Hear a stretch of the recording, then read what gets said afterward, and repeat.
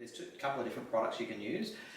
One is called a no end debt bridging finance, which basically means I just need to borrow money against my house, but once I sell it, I'm going to be fine.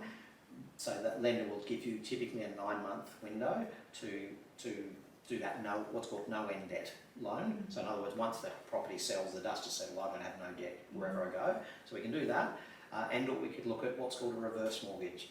So a reverse mortgage, you have to be. I don't actually hold a license for reverse mortgage, but I think it's 65, and the older you are, the more you can borrow against the house. So I could, if I was over that age, I could use that to perhaps give myself a cash injection. So let's say I wanted to travel or do renovations to the property. I need to buy a new car, or for mobility, might want to modify a bathroom, a house, car, whatever. I could look at that kind of product. The older you are, the more you can borrow. Repayments on the property, on the loan I should say, become optional until the property's sold, or the inevitable, when you pass. If it's a couple, it's till the other person passes. The bank don't go, well, one of you's gone, let's sell it. You don't longer live here, bye. So, and importantly, reverse mortgage lenders have what's called a negative equity guarantee.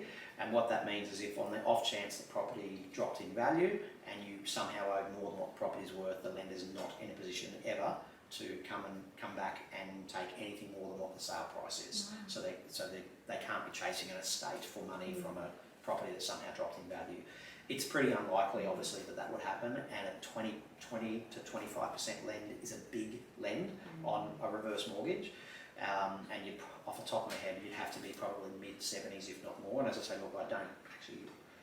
We refer that work to another broker who does specialise in it. It's the type of thing to know that if you're of that age and that's the type of thing that you want to do, there's options out there for you. Yeah, absolutely. Because a lot of older people are asset rich but cash poor. Yeah.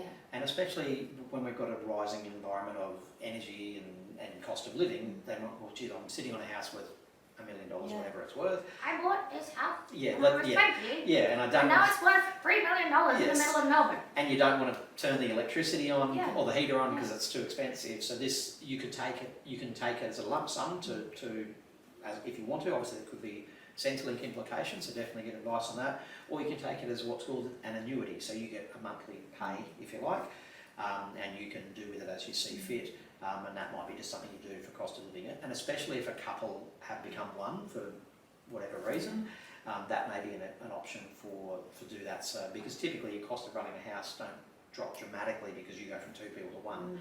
So the electricity is probably quite the same. Perhaps the food bill will be a little bit less, but in reality, everything else is the same.